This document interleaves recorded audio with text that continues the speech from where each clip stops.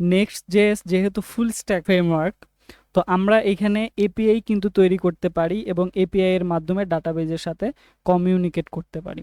তো এপিআই তৈরি করার জন্য নেক্সট.js আমাদের কিন্তু সুন্দর একটা সিস্টেম দিছে, সেটা হচ্ছে রাউট হ্যান্ডলার। তো রাউট হ্যান্ডলার আমরা কিভাবে ইউজ করব সেটা দেখি, সেজন্য ভিজুয়াল স্টুডিও কোডে আসলাম। আসার পরে আমরা রাউট হ্যান্ডলার কিভাবে ইউজ করব এবং কোথায় ইউজ করব। রাউট হ্যান্ডলার আমরা দুইভাবে ইউজ করতে পারি, বা যে যেভাবে প্রেফার করে, যার ফোল্ডার স্ট্রাকচার যেভাবে তৈরি করে, বিভিন্নজন বিভিন্নভাবে ফোল্ডার স্ট্রাকচার তৈরি করে। ধরেন আমরা সোর্সের ভেতরে অ্যাপ আছে, এই অ্যাপের ভেতরে যে পেজটা সেটা কিন্তু হোম পেজ আকারে থাকে আর কি। তো আমরা ধরেন এখানে একটা অ্যাবাউট পেজ তৈরি করব, এবং অ্যাবাউট পেজ তৈরি করার পরে অ্যাবাউট পেজের ভেতরেই আমরা কি করব, যে অ্যাবাউট পেজটা আছে এই পেজটাতে আমরা আসলাম, এই পেজটাতে কিছু নাই, শুধু অ্যাবাউট লেখা আছে।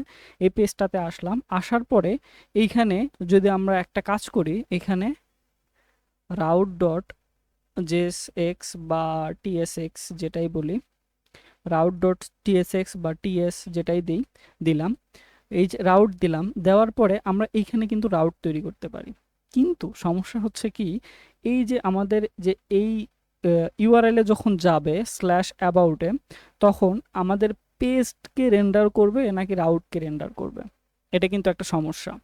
সেজন্য আমরা এইখানে একটা ফাইল তৈরি করব, ফাইল তৈরি করে তার ভেতরে রাউট ডট টিএস যেটাই দেই সেটা দেব, এবং এখান থেকে এই রাউটটাকে ডিলিট করে দিই।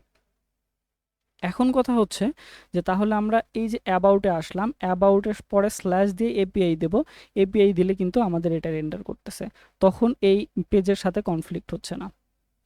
তো এই একটা উপায় গেল। এরপরে আরেকটা উপায় হচ্ছে, আমরা এই অ্যাপের ভেতরে আমরা জাস্ট একটা এপিআই ফোল্ডার তৈরি করব। এপিআই ফোল্ডার তৈরি করে আমরা অ্যাবাউটের ভিতরে রাউট লিখলাম, এবং প্রত্যেকটা পেজের জন্য যেটা প্রয়োজন তখন সেটাই লিখবো আর কি, সেই রাউট লিখবো। এটাও একভাবে করা যায়, তো আমি এভাবে করলাম। তাহলে রাউট লিখলাম, রাউটের ভিতরে কি করতে হবে, রাউটের ভিতরে আমাদের প্রথমে কি করতে হবে, রাউটের ভিতরে প্রথমে এখান থেকে আমরা তারপরে হচ্ছে একটা ফাংশন তৈরি করব, এই গেট মানে হচ্ছে এটাকে গেট করবে। গেট করার পরে এখানে স্ট্যাটিকভাবে আমরা কাজ করতেছি, তারপরে হচ্ছে রিটার্ন করব কি, এই যে নেক্সট রেসপন্স যেটা পাচ্ছি, নেক্সট রেসপন্সকে আমরা জেসনের মাধ্যমে রিটার্ন করতেছি। তো এখন যদি আমরা ব্রাউজারে যাই, ব্রাউজারে যদি গিয়ে দেখি যে এখানে, তাহলে আমাদের প্রথমে কি হবে, এপিআই স্ল্যাশ অ্যাবাউট, এই যে আমাদের রাউট কিন্তু চলে আসছে। তাহলে আমাদের জেসন ফাইলটা কিন্তু পেয়ে গেছি আমরা, অ্যাপ এপিআই কিন্তু তৈরি হয়ে গেল। এখন আমরা ইউআরএল এর মাধ্যমে যখন কোনো কিছু হচ্ছে আমরা নিব বা প্যারামস নেব, তখন সেই প্যারামসটা কিভাবে নেব, সেটা নেওয়ার জন্য আমাদের কি করতে হবে, আমাদের এইখান থেকে একটা রিকোয়েস্ট নিলাম, ডাইনামিক্যালি রিকোয়েস্ট নেওয়ার পরে আমরা হচ্ছে সার্চ প্যারাম থেকে নিউ ইউআরএল দিয়ে এই যে রিকোয়েস্টটা নিচ্ছি, রিকোয়েস্টের সাথে আমরা ইউআরএলটাকে নেব, এবং ইউআরএল থেকে আমরা ডিস্ট্রাকচার করে নিচ্ছি কি সার্চ প্যারামটাকে ডিস্ট্রাকচার করে নিয়ে এখান থেকে গেট মেথডের মাধ্যমে আমরা ওই যে এইখানে যে ইউআরএল এ যে জিনিসটা লিখব ওইটার নাম দেব, দিয়ে সেটা আমরা নিচ্ছি কার ভেতরে, ইউআরএল ইউজার আইডির ভেতরে নিচ্ছি সাপোজ। নেওয়ার পরে আমরা জাস্ট সেটাকে যদি এখন এখানে দেখাই দিই, তাহলে আমরা দেখতে পারবো। এখন আমরা যদি যাই এখানে অ্যাবাউট গেলাম, গিয়ে user ID equal to suppose দিলাম 4, দেখতে পাচ্ছে 4 চলে আসছে।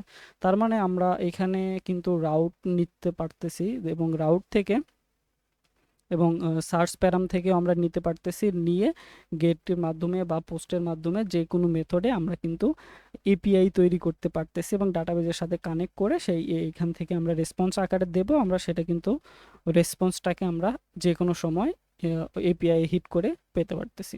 তো এটাই হচ্ছে আমাদের এপিআই তৈরি। এটা জাস্ট গেট মেথডের মাধ্যমে করছি, সিমিলারভাবে পোস্ট মেথডের মাধ্যমেও করা যাবে। তারপরে হচ্ছে আরও যত মেথড আছে সবগুলো মেথড কিন্তু এখানে অ্যাপ্লাই হবে, যেমন গেট, পোস্ট, পুট, প্যাচ, ডিলিট, হেড এবং অপশনসের মাধ্যমে। তো এরপরে আমরা মিডলওয়্যার সম্পর্কে ছোট একটা বিষয় জানি নেই। মিডলওয়্যার কি হচ্ছে, মিডলওয়্যার হচ্ছে যে middleware allow you to run code before request in complete, মানে হচ্ছে এই যে রিকোয়েস্ট কমপ্লিট হওয়ার আগে এই কিছু কোড রান করবে, যেমন ধরেন আমরা অথেন্টিকেশন করব বা একটা পেজে গিয়ে সমস্যা হচ্ছে ওই পেজকে রিডাইরেক্ট করে অন্য পেজে নিয়ে যাব সবসময় যদি সমস্যা হয়, এরকম করতেছি। মানে ওই পেজটাকে রেন্ডার হওয়ার আগে আমরা তাকে রিডাইরেক্ট করতেছি, বা ইউজারের টোকেনটাকে আমরা ভেরিফাই করব যে এটা ইউজার কি লগড ইন ইউজার নাকি, লগ ইন না করলে আমরা লগ ইন পেজে রিডাইরেক্ট করব। তো এটা করতে পারি আমরা মিডলওয়্যারের মাধ্যমে সিম্পলি। তো মিডলওয়্যারের মাধ্যমে তাহলে এভাবে কাজ করতে পারে। জাস্ট আমরা এটা জেনে রাখলাম, পরবর্তীতে আমরা যখন প্রজেক্ট করব তখন কাজে করব ইনশাআল্লাহ।